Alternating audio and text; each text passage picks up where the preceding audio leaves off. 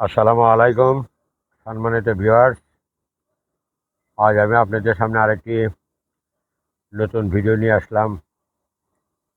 এই ভিডিওটি হচ্ছে, আমার সামনে দেখতে পাচ্ছেন গ্রো ব্যাগের মধ্যে প্লাস্টিকের টব এবং মাটি টবের মধ্যে বেশ কয়েকটি বেগুন গাছ লাগিয়েছিলাম।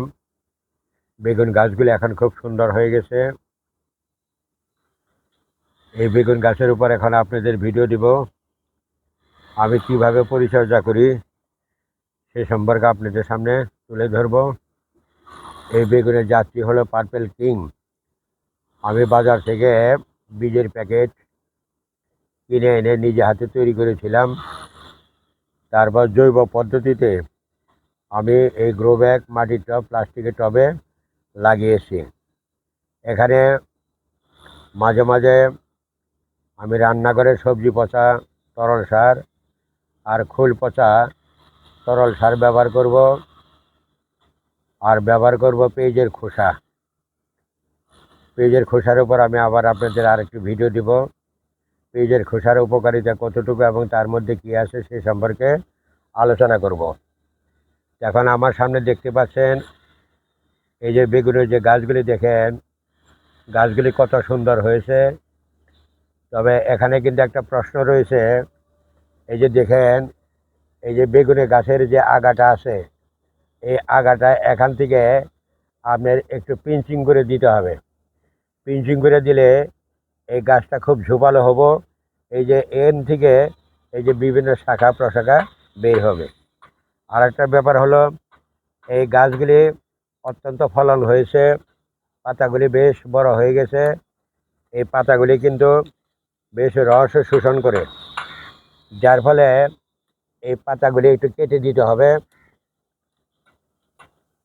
আর ভিতর সাইডে বেগুন গাছের গোড়ায় তখন আপনার আলো বাতাস এবং অক্সিজেন পাবে।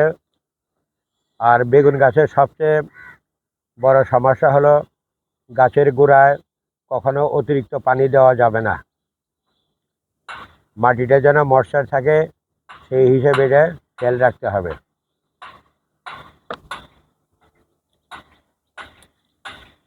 এইভাবে প্রতিটি পাতা ভেঙে দিতে হবে। দেখেন আমার গাছগুলি কত সুন্দর হয়েছে, কত সতেজ। বাজারে বেগুনের যথেষ্ট চাহিদা রয়েছে এবং যথেষ্ট দামও রয়েছে। আমি প্রতি বছরে আমার ছাদে এইভাবে বেগুনের গাছ আমি লাগিয়ে থাকি। আমার পারিবারিক চাহিদাও মিটে যায়, মনের তৃপ্তিও মিটে।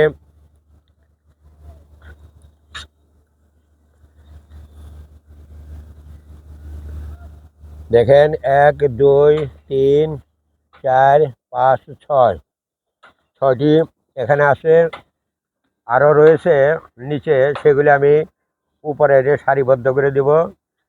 তবে বিশেষ করে এই বেগুনের গাছ রৌদ্রের ভিতর সবচেয়ে ভালো হয়, যাতে রোদ লাগে। আমি যার ফলে এই 5তলার ছাদে নিয়ে আসছি। আর বেগুন গাছের পরম শত্রু হলো এই চড়ুই পাখি। এই বেগুন গাছের কচি পাতাগুলি খেয়ে ফেলে, তখন গাছের শক্তিটা কিন্তু কম হয়। আশা করি আপনাদের ভালো লাগবে। আপনারাও ইচ্ছা করলে বাড়ির আঙ্গিনে অথবা ছাদের মধ্যে দেখি বেগুন গাছ লাগাইতে পারেন।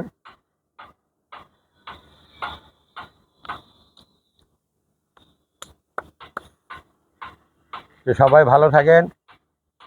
পরবর্তী আবার ভিডিওতে আপনাদের সামনে দেখা হবে। আল্লাহ হাফেজ।